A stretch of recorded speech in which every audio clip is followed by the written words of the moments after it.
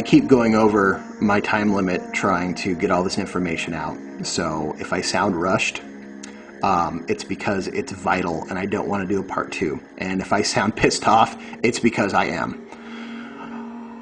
I'm doing this video in response to a lot of the questions that we've received regarding astral projection and the dark entities that many of you encounter there. They threaten you, they scare you, they attack you, whatever. Here's the reason. There is a dark, magnetic, manifesting force that exists in this world. And part of the path to true wisdom is to understand that it is working with this entity that you either set yourself free from it forever or you enslave yourself to it. There's the right-hand path and there's the left-hand path. And the Rider-Waite Tarot deck holds all the correct symbolism. Do not fall into the Aleister Crowley deck. It is a deck that is meant to enslave you. He was nothing more than a puppet for the entities that he contacted and for the Illuminati. If this pisses you off, I don't care. Fuck you. So, let me explain what I mean by this. This entity, I cannot speak its name, but it is not the Christian devil, although the Christian devil is based off this entity, and the Christian religion itself is a gigantic hoax, except for the Christ energy, which is the inner sun, which is the light and the truth and all these things that are in you anyways, and you have to set free for yourself. The second coming is when the rest of you wake up and become Christ. He's not coming back, ever. It's you who must become him. Wake up. So, this entity helps manifest the world.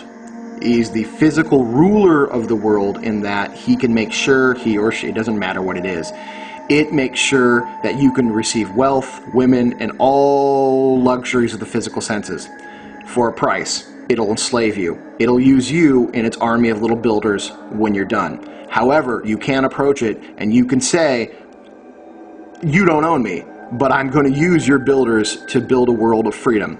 And I know it sounds bizarre and I know it sounds counterintuitive, but it is how this works. You either go to it and tell it you are not its slave, or it enslaves you through silence, because silence is consent. If you do not tell it you are not its slave, it'll assume that you are.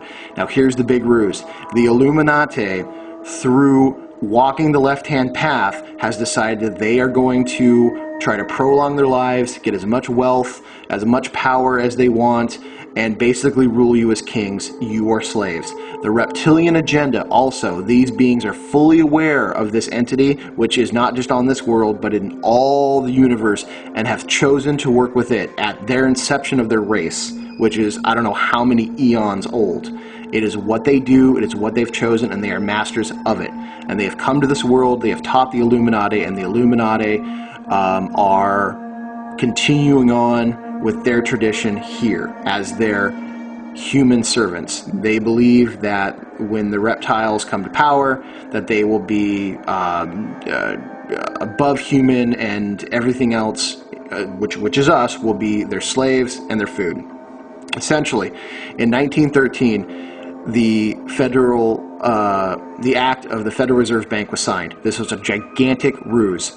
It basically said that we will loan you money that we don't have, that we're taking power away from your Congress to print your money. We will loan you all the money that you want at interest as long as every single United States citizen is put up as collateral. You are a social security. That's why you have a social security number.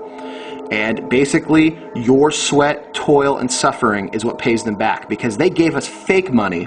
Now we have to give them something real in return. The deeper implication is this. Not only do they believe they own your physical body, they also believe they own your spiritual body. They own you completely and fully. So that is why when you awake on the astral plane, there are many, many times dark entities there to scare you away from it, because the astral world is a powerful, liberating experience, and it shows you the gigantic, unlimited potential that you have. That by you taking personal responsibility for you, you can untap unlimited potential for yourself. The Illuminati does not want you to know that, because the smaller, weaker, more fearful you are, the easier it is to keep you docile and a slave. So, what this means is they also believe that by trading your soul for theirs, when they die, they don't have to go serve the entity, their dark master, that they have signed the Faustian or contract with. They are trading you for their souls. That's why most Faustian contracts say, well, you have to get 8 people to sign their souls over for it to be enacted. It's a clause. They say, we'll give you 8 for mine. And unless you know this, and unless you say to this entity, and you scream it to the astral worlds, I am mine and mine alone, then guess what? This entity, through your silence, takes it as consent that you agree to the terms of a contract you never signed. That's why contracts have such power. That's why all entities have always said, do you agree to this? It's a working contract. As above, so below. Do you think corporations just sort of manifested because some guy thought it was a good idea? Yes, kind of. But these entities have been using the ideas of corporation and contracts since the dawn of all existence, because it works. And as above, it filtered down and became like below, or below here. It manifested into reality. That's why they use these things. It is a scary, scary thing, but it's time that people woke up to it and were aware of it. And I am giving stuff out that is been considered secret for so long that just to speak of it in older secret societies would have probably had me kicked out or killed. But it is now time for you to understand this. This isn't the first time that this has been done. The Aztecs did it.